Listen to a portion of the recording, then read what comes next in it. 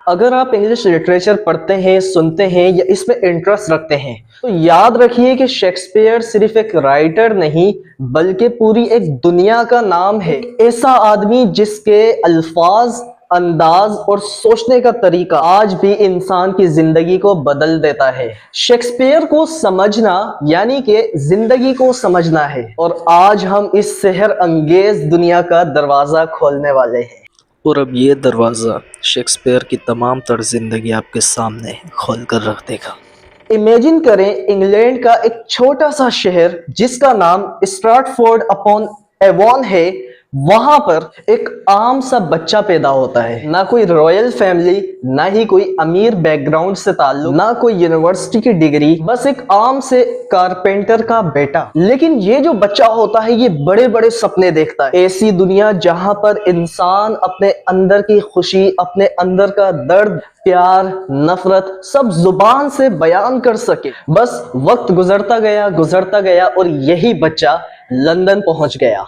Theatre की दुनिया और एक आवारा लड़का, लेकिन इस आवारा से लड़के का जहन एक ऐसा खजाना था जो कि दुनिया को हमेशा के लिए बदल गया। आज इस बच्चे का नाम विलियम शेक्सपियर है और दुनिया इसे बार्ड ऑफ एवॉन के नाम से भी जाना करती है। आज के इस वीडियो लेक्चर में हम विलियम शेक्सपियर का सिर्फ इंट्रोडक्शन नहीं बल्कि उसकी जिंदगी का सफर देखेंगे कि कैसे एक छोटे से शहर से ताल्लुक रखने वाला आवारा सा लड़का, जिसके पास ना कोई यूनिवर्सिटी डिग्री, ना कोई रॉयल बैकग्राउंड, ना ही कोई अमीर घराने से इसका ताल्लुक, उसके बावजूद ये लंदन पहुंचकर कैसे दुनिया का सबसे बड़ा ड्रामेटिस्ट बन गया। कैसे उसने एक्टर्स के साथ मिलकर द ग्लोब थिएटर बनाया जो कि आप स्क्रीन पर देख रहे हैं, और कैसे उसने अपनी जिंदगी की खुशियां और दुख अपने प्लेज में लिख दी। कैसे आज तक उसकी एक एक लाइन दुनिया की यूनिवर्सिटीज, फिल्म, लिटरेचर, थिएटर और पोइट्री सब पर राज कर रही है। आज से हम शेक्सपियर की दुनिया में कदम रख रहे हैं और हमारा ये सफर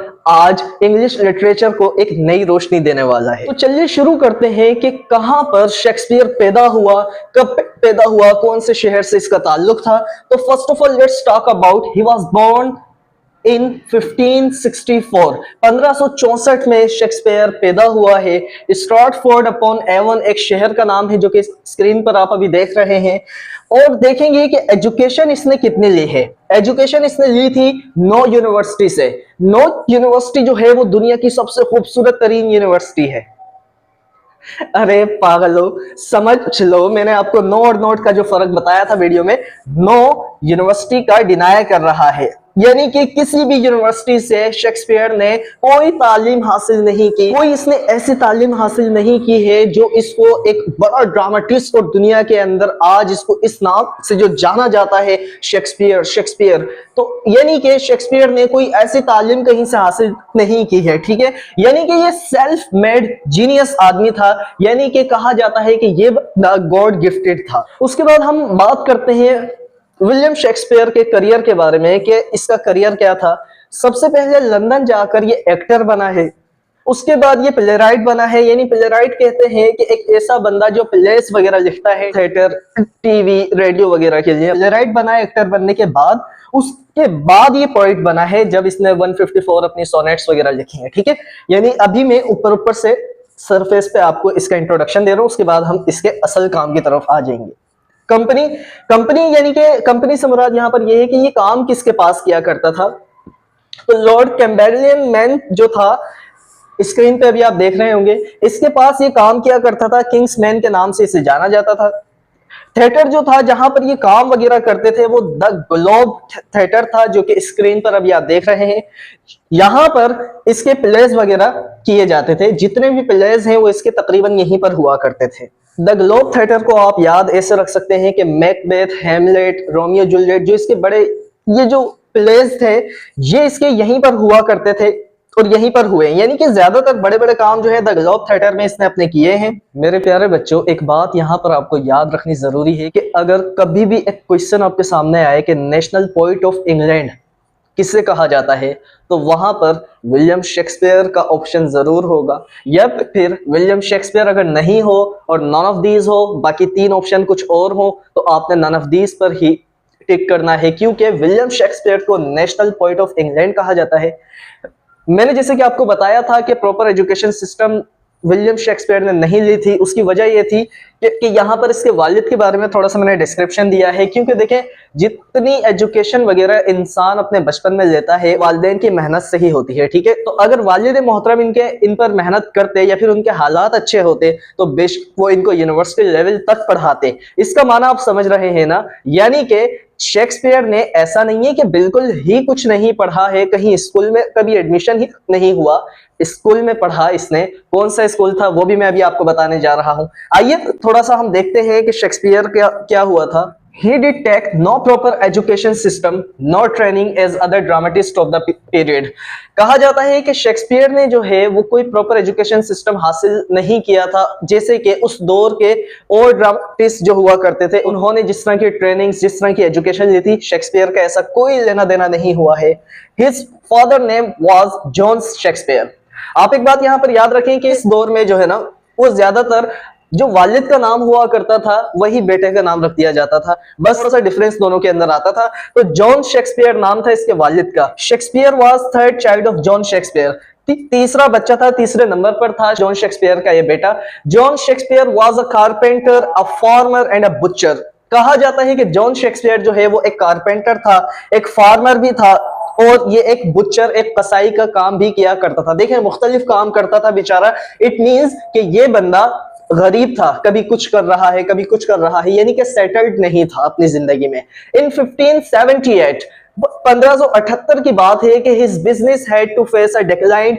इसका जो बिजनेस था उसको एक बहुत बुरे हालात का सामना करना पड़ा था, जिसकी वजह से अब ये अपने बिजनेस को देखता, अपने बच्चों का पेट भरता या फिर ये उनकी एजुकेशन पर तवज्जो देता। इसी वजह से कहा जाता है कि शेक्सपियर के जो वालिद गिरामी थे जॉन शेक्सपियर, वो एक नोबल फिगर थे, यानी इनकी बड़ी इज्जत की जाती थी क्योंकि शरीफ आदमी था, शराफत में रहा करता था। इस वजह से स्ट्रैटफोर्ड जो सिटी है जहां पर शेक्सपियर पैदा हुआ है, स्ट्रैटफोर्ड सिटी के अंदर एक छोटा सा स्कूल था जिसका नाम था स्ट्रैटफोर्ड ग्रामर स्कूल। वहीं पर इसके वालिद गिरामी की शराफत की वजह से और हुर्मत की वजह से विलियम शेक्सपियर को एडमिशन करवाया गया था। बस यही वजह थी, देखें आप। So this is why William Shakespeare was sent to Stratford grammar school from where he learned small Latin and less Greek. बस यही वजह थी कि जॉन शेक्सपियर ने अपने हालात को मद्देनजर रखते हुए एक छोटे से स्कूल में विलियम शेक्सपियर को भेजा। वहां से इसने थोड़ी थोड़ी सी लातीनी जुबान सीखी, थोड़ी सी ग्रीक जुबान सीखी,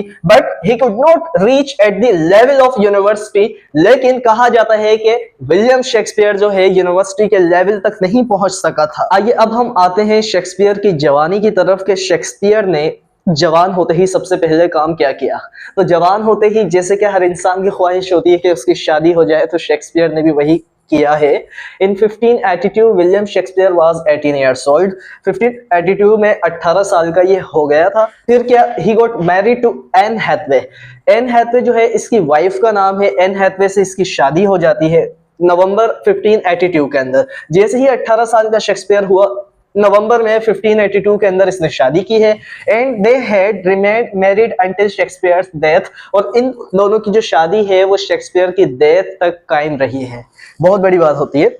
at the time of marriage, अब आ रहे हैं कि एन हैथवे की जो उम्र थी और शेक्सपियर की उम्र, क्या डिफरेंस था दोनों के दरमियान। क्या एन हैथवे छोटी थी या बड़ी थी या बराबर थी। तो एन हैथवे जो थी वो विलियम से जब शादी की है उसने, तो उसकी उम्र 26 थी, जबकि विलियम शेक्सपियर की उम्र 18 थी। ठीक है, तो ये 26 साल की थी और ये 18 साल का था ना।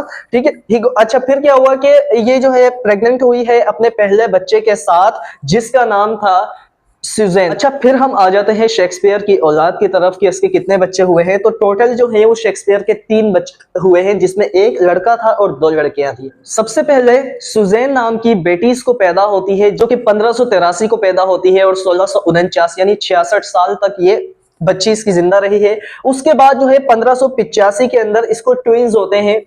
एन हैथवे को ट्विंस होते हैं, जिसमें एक लड़का था और एक लड़की थी। लड़के का नाम था हेमनेट और लड़की का नाम था जोदित।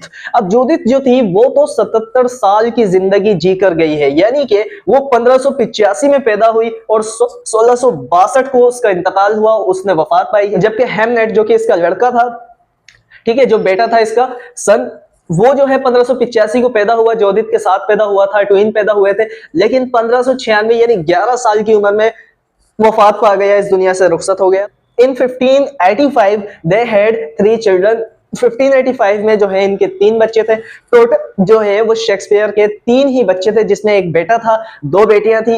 एक बेटा हेमनेट जो पैदा हुआ वो 11 साल की उम्र में ही पैदा होकर मर गया। 1585 में पैदा हुआ और 1596 में इसकी वफात हो गई।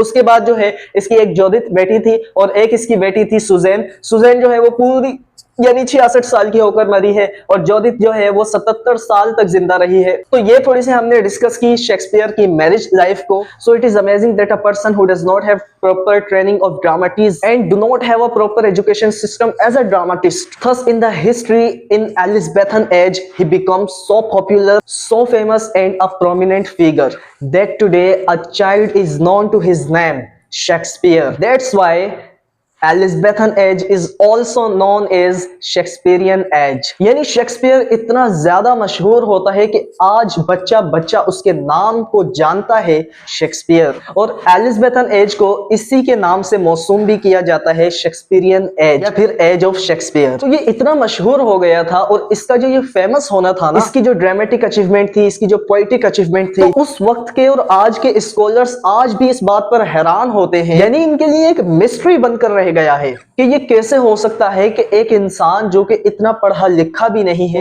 प्रॉपर एजुकेशन भी नहीं ली है और ना ही बड़े बड़े असातिज़ा से उसने तालीम हासिल की, उसके बावजूद उसने इतनी आर्टिस्टिक स्किल्स कैसे दिखाई। आज के जो स्कॉलर्स हैं वो डिफरेंट तरीके से आज भी इस एक बंदे पर मुख्तलिफ अंदाज में डिफरेंट वेज के अंदर क्रिटिसिज्म भी करते हैं और कहते हैं Shakespeare belong to a poor family. अगर मैं खुद शेक्सपियर के लिए कोई जुमला कहना चाहूं तो मैं यही कहूंगा कि his stupendous achievements are an enigma for all the scholars. Marvelous imagination and creative mind. No doubt Shakespeare was a highly God gifted man. अब मैं आपको बताने जा रहा हूं कि why is Shakespeare important. हर बच्चे के दिमाग में एक क्वेश्चन अराइज तो होता है कि शेक्सपियर को इतना ज्यादा इंपॉर्टेंस क्यों मिलती है और क्यों इसे पढ़ा जा रहा है दुनिया भर के अंदर। उसकी वजह यह है कि इस एक बंदे ने इंसानी फीलिंग को सबसे डीपली जाकर समझा है और एनालाइज किया है। मजीद ये कि इस बंदे ने इंग्लिश लैंग्वेज को नई जिंदगी भी दी है। इसका हर डायलॉग,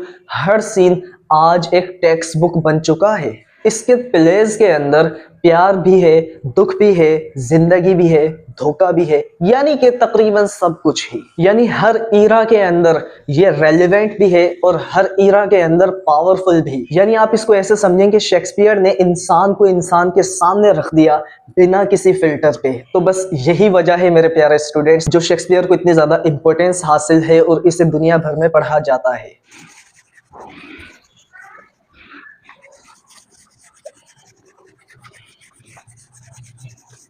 अच्छा बेटा, अब हम आ जाते हैं वाई स्टडी शेक्सपियर। शेक्सपियर को क्यों स्टडी किया जा रहा है। यहाँ तक कि बहुत से शायर हैं, ड्रामेटिस्ट हैं, ठीक है, एक से एक भरा पड़ा है इंग्लिश हिस्ट्री के अंदर, लेकिन शेक्सपियर को इतनी इंपॉर्टेंस क्यों दे रहे हैं, क्यों इसके कामों का इंपॉर्टेंस दे रहे हैं, उसकी वजह यहाँ पे बयान की जा रही है कि यूनिवर्सल थीम्स होती हैं इसकी। यानी कि शेक्सपियर की जितनी भी थीम्स होती हैं ना, वो टाइम, कल्चर और इन तमाम चीजों को क्रॉस कर जाती है। यानी इन चीजों पे उसकी तवज्जो थी ही नहीं। यानी उसने जो भी काम किया है वो टाइम और कल्चर के बैरियर्स को क्रॉस करके किया है, यानी यूनिवर्सली किया, जिसमें लव एंड डिजायर है, पावर एंड एम्बिशन है, ह्यूमन नेचर एंड मोरालिटी, यानी इंसानी फितरत और अखलाकियात, और फेट वीएस फ्री विल, यानी के मुकद्दर और इंसान का अपना इख्तियार, जेलसी एंड एनवी, हसद और जलन। ये तमाम थीम्स जो है वो यूनिवर्सल इसी वजह से है कि हर ईरा और सोसाइटी में ये रिजोनेट करते हैं, यानी हर ईरा और सोसाइटी के हिसाब से ये रेलिवेंट भी है, इसलिए इनका रेलिवेंस कभी पुराना नहीं होता है।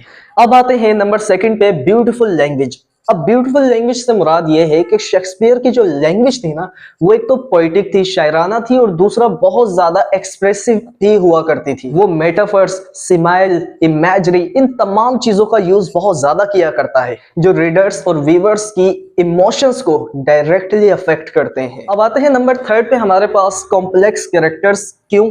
अब भाई कॉम्प्लेक्स कैरेक्टर्स से मुराद ये है कि शेक्सपियर के जितने भी कैरेक्टर्स हुआ करते हैं ना, वो वन डायमेंशनल नहीं है, वो मल्टी लेयर्ड हुआ करते हैं। आगे जब हम शेक्सपियर के मेजर वर्क्स को टच करते जाएंगे, उनके ऊपर वीडियो लेक्चर बनाएंगे, तब आपको महसूस होगा कि कितने कॉम्प्लेक्स कैरेक्टर्स शेक्सपियर बयान करता है। यानी ऐसे समझें कि हर कैरेक्टर जो है वो इंसान जब सुन रहा होता है तो उसे महसूस होता है कि वो कैरेक्टर उसके ऊपर ही फिट हो रहा है। नंबर 4 पर हमारे पास आ जाता है डीप साइकोलॉजी। अब शेक्सपियर जितने भी काम किया करता है ना, उसमें बहुत ज्यादा साइकोलॉजी पर उसने जोर दिया है। यानी शेक्सपियर के प्लेज में साइकोलॉजिकल डेप्थ इसलिए है कि कैरेक्टर्स के motives, fears, desires detailed explore किए जाते हैं और बयान किए जाते हैं। एंड नंबर 5 पे हमारे पास है एवरग्रीन रेलेवेंस, यानी कि टाइम प्रूफ थीम्स बयान की जाती हैं, क्योंकि आप जानते हैं कि human nature, human societal issues जो हैं वो कभी भी चेंज नहीं होते हैं, वो हमेशा एक जैसे ही रहते हैं। इस वजह से एवरग्रीन रेलेवेंस इसके तमाम प्लेस के अंदर आप देख सकते हैं। और आप देखेंगे कि कल्चरल और पर्सनल रेजोनेंस है, जिसमें इसके प्लेस हर जनरेशन को अलग तरीके से इंस्पायर करते हैं। यानी कि ऐसे समझें कि 300 साल पहले लिखी हुई कहानी आज भी हमारी जिंदगी से बिल्कुल रेलेवेंस है, आज भी हमारी जिंदगी से बिल्कुल रिलेटेड होती है। तो ये तमाम जो चीजें मैंने अभी बयान की हैं, ये यही है कि शेक्सपियर को क्यों दुनिया भर में पढ़ा जाता है, उसकी वजूहात मैंने आपके सामने रख दी है। तो जैसे कि मैंने अभी आपको बताया था इसकी थीम्स के बारे में, ज्यादातर जो इसकी थीम्स होती हैं इसके प्लेज में, वो आप देखेंगे लव के ऊपर है, पावर के ऊपर है, एम्बिशन होगा, बिट्रायल उसमें होगा कहीं ना कहीं, आइडेंटिटी, गुड वीएस एविल और ह्यूमन नेचर। यानी कि इन तमाम चीजों को शेक्सपियर जो है वो अपनी थीम्स, अपने प्लेस के अंदर ज्यादातर जो है वो कवर अप करता हुआ आपको नजर आए। अच्छा मेरे प्यारे बच्चों, अब हम आ जाते हैं मेजर वर्क्स की तरफ जो कि विलियम शेक्सपियर ने लिखे हैं। आप देखेंगे कि ट्रेजेडीज में जो है उसने लिखा है Hamlet, Macbeth, King Lear and Othello. आप बेफिक्र हो जाएं, हर एक प्ले को, हर एक मेजर वर्क को, शेक्सपियर के जितने काम है ना, मैंने हर एक के ऊपर वीडियो लेक्चर जरूर बनाकर आप लोगों की खिदमत में पेश कर देना है।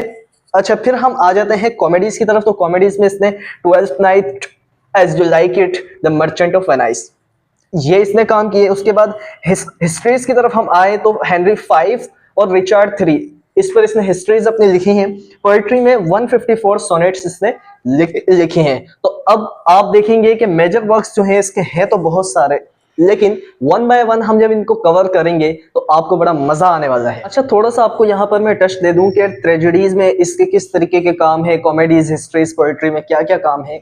तो ट्रेजेडीज में आप देखेंगे कि characters become isolated in the end of the play. आप देखेंगे कि प्ले के आखिर में जो है वो कैरेक्टर आइसोलेट हो जाता है या फिर उस कैरेक्टर की डेथ हो जाती है। एक चीज आप और नोट करेंगे इसी की ट्रेजेडी के अंदर कि जितने भी इसके प्लेयर्स हैं, जितने भी आप इसके कैरेक्टर देखेंगे, वो इनएस्केपेबल होते हैं, यानी कि वो उस ड्रामे से बाहर ही नहीं आ सकते, कोई और चीज उनको सूझती नहीं है। ठीक है, यानी कि मर जाएंगे, कट जाएंगे, लेकिन उस ड्रामे के अंदर ही रहेंगे। और मजीद यहाँ पर there is always a noble figure in his characters, इसके जितने कैरेक्टर्स हैं उसमें एक नोबल फिगर जरूर ये दिखाता है। That becomes a character flow in his story, जो कि इसकी स्टोरी के अंदर एक कैरेक्टर फ्लो की तरह काम कर रहा होता है, यानी कि वो एक ऐसा नोबल फिगर होता है जो कि पूरी कहानी के अंदर आपको देखने को मिलेगा, which leads them towards their eventual downfalls। अच्छा अब हम आते हैं इसकी कॉमेडीज की तरफ। थोड़ा सा मैं आपको कॉमेडी की भी टच दे दूं कि कॉमेडीज के अंदर आप को क्या ज्यादातर देखने को मिलेगा।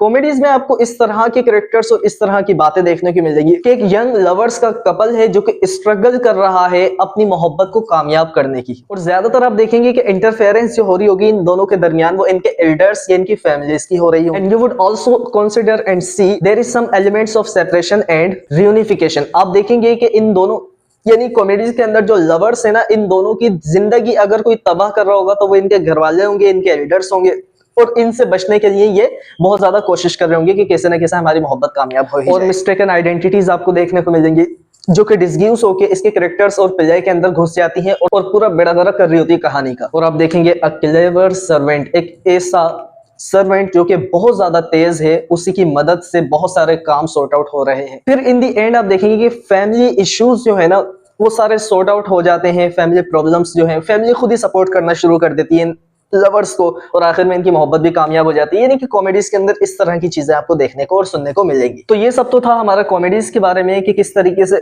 शेक्सपियर जो है वो कॉमेडीज को बयान कर रहा है अपने प्लेस के अंदर। तो बस यही तमाम चीजें थी जो कि शेक्सपियर के बारे में थी। मैंने शेक्सपियर का इंट्रोडक्शन कंप्लीट आपको दे दिया है इस वीडियो लेक्चर के अंदर। इसके बचपन यानी इसकी पैदाइश से लेके इसकी शादी तक का सफर, इसके बच्चों उनकी डेथ तक का सफर, फिर किस तरीके से ये कहां कहां कैसे कैसे काम करता गया है, क्या क्या इसके मेजर वर्क्स हैं, थीम्स क्या थी, ये तमाम चीजें मैंने इस वीडियो लेक्चर में कवर अप कर दिया है। आई होप आपको ये वीडियो लेक्चर बहुत ज्यादा फायदा देने वाला है। If you are student of literature, linguistics और ग्रामर, और अगर आप इंटरेस्ट रखते हैं इंग्लिश लैंग्वेज लिटरेचर की हिस्ट्री पढ़ने के बारे में, तो इस तरह के लेक्चर्स आपको बहुत ज्यादा पसंद आ रहे होंगे। पसंद आने की सूरत में वीडियोस को लाइक करना ना भूलिएगा, चैनल को सब्सक्राइब करिएगा। आज के लिए इतना ही। अल्लाह हाफिज।